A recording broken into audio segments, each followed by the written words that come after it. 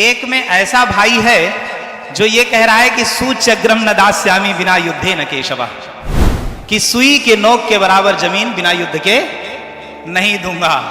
और एक में ऐसा भाई है कि जो कह रहा है कि भाई गद्दी पे नहीं बैठेगा तो मैं भी नहीं बैठूंगा। जब विभीषण रावण को समझाने जाता है तो वो कहता है कि सुमति कुमति सब कह उर राही, नाथ पुराण निगम अस कहाही, तव उर कुमति बसी विपरीता।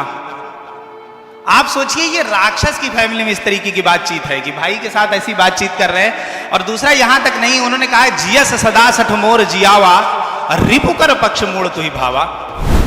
मेरे दादाजी अध्यापक थे यही वेदांती शिशु विद्या मंदिर रामघाट में, और बचपन से उनके साथ हम रामघाट में घूमने जाया करते थे, हनुमान धारा घूमने जाया करते थे। तो एक बात हमेशा कहते थे वो, जैसा कि मेरे पिछले वक्ताओं ने चिंता व्यक्त की कि पारिवारिक चीजें गड़बड़ हो रही हैं, वो कहते थे कि हमारे हिंदू धर्म में दो आधारभूत धर्म ग्रंथ हैं, जिनमें से एक रामायण है, एक महाभारत है।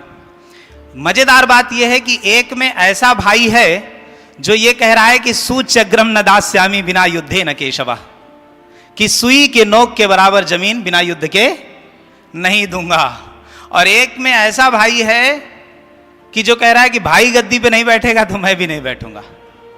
और कम रामायण में तो यहां तक कथा आती है कि मैं आपको बताता चलूं कि कहीं कहीं यह भी विवरण मिलता है कि भाई भरत लगभग 8-10 फीट नीचे जमीन में खोद कर वहां एक आसन बनाकर वहां विश्राम किया करते थे, क्योंकि उनको लगता था कि जब मेरे भाई को जैसे आपने कभी, अगर आप कोर्ट कचहरी ईश्वर न करे आपको जाना पड़े, लेकिन अगर आप कभी गए हों तो देखते होंगे कि जो आसन होता है वो लगभग 8 से 10 फीट ऊंचा होता है।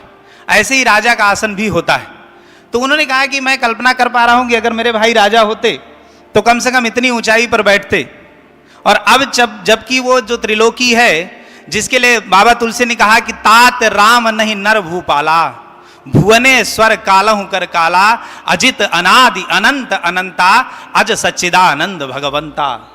और वो भगवंता जिसको कहा गया तुलसीदास द्वारा, वो जब जमीन पर सो रहा है तो मेरा ये फर्ज बनता है कि मैं कम से कम नीचे।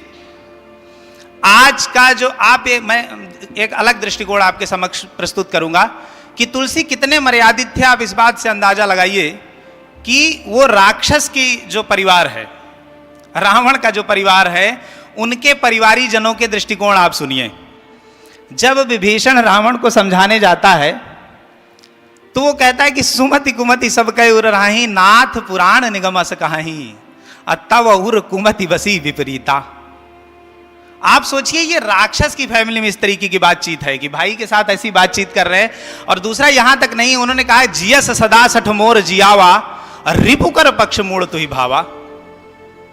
और अस कही कीन्ही से चरण प्रहारा, अनुज गहे पर पद 12 ही बार। आजकल तो सामान्य फैमिली में कोई भाई को मार दे तो भाई निकल जाए। आज के परिवेश के लिए मैं एक शेर अर्ज करना चाहूंगा कि रिश्तों के बाग को हरा रखने के वास्ते, किसी शायर ने कहा कि रिश्तों के बाग को हरा रखने के वास्ते जितना बदन में खून था सब दे चुका हूं मैं। रिश्तों के बाग को हरा रखने के वास्ते जितना बदन में खून था सब दे चुका हूं मैं। गर हो सके तो सांप से डसवाइए मुझे, गर हो सके तो सांप से डसवाइए मुझे, इंसान के जहर का मजा ले चुका हूं मैं। ऐसी दशा में एक राक्षस फैमिली का भाई ये कह रहा है कि तुम पितु सदृश भले ही मोहि मारा, सीय तजे हितनाथ तुम्हारा।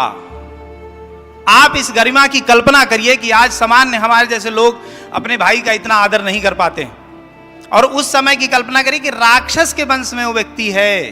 फिर कुंभकर्ण की तरफ आते, जिनके बारे में तुलसीदास ने नाना प्रकार की बातें लिखी, और है भी कि 6 महीने सोते थे, 6 महीने जागते थे, नगाड़ा बजाने पर उठते थे। ऐसे तामसी प्रवृत्ति के व्यक्ति, वो व्यक्ति भी बाद में कहता है कि जिसलिए ये नजरें, जिसलिए ये आंखें मिली थी, आज जाकर कि इन नयनों से उस परमात्मा को देखूंगा।